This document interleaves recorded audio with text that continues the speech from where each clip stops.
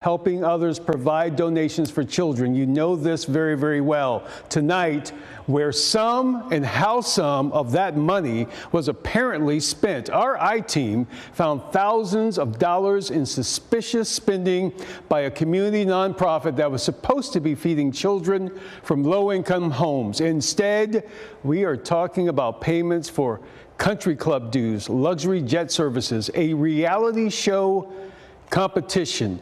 I-Team reporter Andrea Lucia joining us tonight. That list in and of itself raising so many questions, and you've watched this.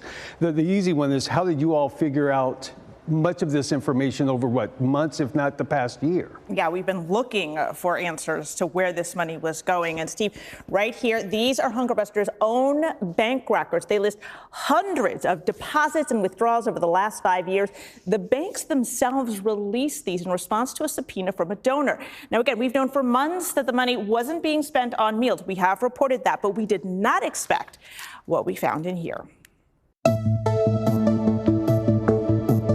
For more than 2 decades, Hungerbusters relied on help from the community to fulfill its mission of feeding kids dinner. Corporate volunteers donated their time, and restaurants donated their leftovers. In 2023, Latane Phillips, a one-time delivery driver at the nonprofit, took over as CEO, leading the effort to provide daily meals to 3,500 Dallas ISD students. But at some point in the last few years, all that work stopped. I don't want to. When we confronted Phillips in January, he told us it had been at least a year since the nonprofit last made regular meal deliveries. But bank statements show during that time, Hungerbusters took in more than $500,000. It's really just a mess. After we combed through 5 years worth of records, we asked 2 nonprofit experts to do the same. I'm really lost for words. I don't come across situations this dire very often. It's the sign of a suboptimal, to put it lightly, a suboptimal control system. Both say some of the spending raises serious questions. For example, more than $33,000 in payments to Millionaire, a company specializing in charter flights and hangar storage.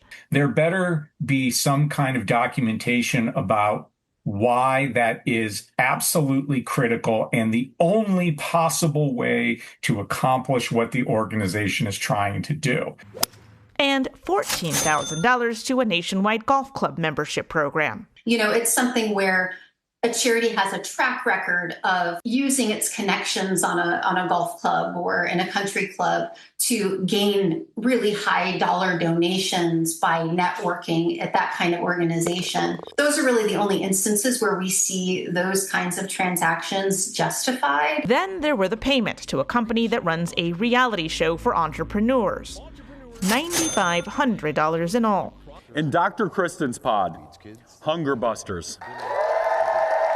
Hello, my name is Dr. Latane Phillips. I am a nonprofit CEO. So I started Hungerbusters because I used to be that kid. I know what it's like to miss a meal. Phillips paid to compete in the week-long boot camp last year. How do we set up the experiment to fairly prove which customer acquisition channel to be the winner? So you want to make sure that when you're setting it up that you give each item or each channel the correct amount of attention. D. Baker Amos, who was the chair of the Hungerbusters board at the time, told the I-Team Phillips said the show paid him to appear, adding, at no time was it communicated that this opportunity cost anything to the organization. It is highly atypical for a charity to argue that appearing on a reality show is the best use of its marketing dollars. Also, the charity loses control of the narrative. If the goal is to appear in the best possible light for donors and the public and your other stakeholders, a reality show is not really the way to do that. Blocks Ventures, which produces the program, told us directing a nonprofit leader toward entrepreneurship education and skills development could reasonably be argued to support an organization's broader operational mission. But it called the allegations against him serious, embarrassing, and entirely inconsistent with the values of its community, and said it had permanently revoked his access to its programs and events as a result. We found other curious payments over the last few years, like $6,800 to the Purpose Company, a consulting firm that helps people experience total life breakthrough, $1,800 to a medical boutique in Arlington, and $400 to a Zales jewelry store. It's unclear who else knew about the spending during Phillips' time as CEO. He was the only one signing the checks and making withdrawals on the accounts that we've seen. You would not want the person who is approving payments to be the same person who's signing checks. Thousands of dollars in purchases for anything, the board should really be involved at a deeper level, because that's a lot of money relative to the size of the organization. Both experts say it's difficult to get a full picture of the finances without internal ledgers. 6 months after resigning, though, Phillips has yet to turn over any records.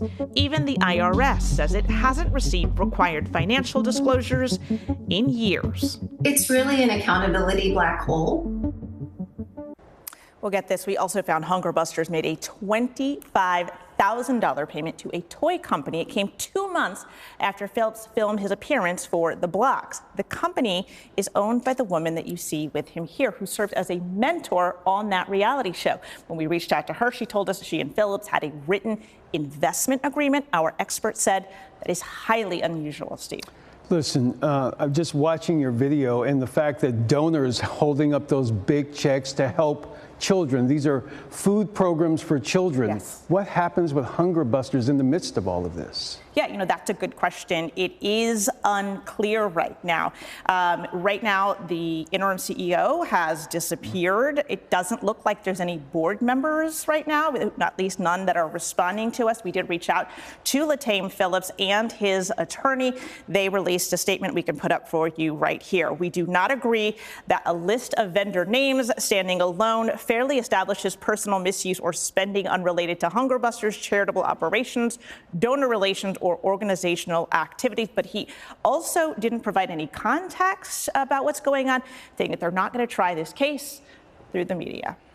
Well, the media has suggested to the community that there's clearly something wrong here, and that's what we're supposed to be doing. We're asking questions. Absolutely. Absolutely. We thank you, Andrea, as always. We appreciate it. Folks, by the way, if you need to reach Andrea, the rest of our CBS News Texas team, you can call them with tips or questions at the number you see right there on your screen, or you can email them at iteam@ktvt.com.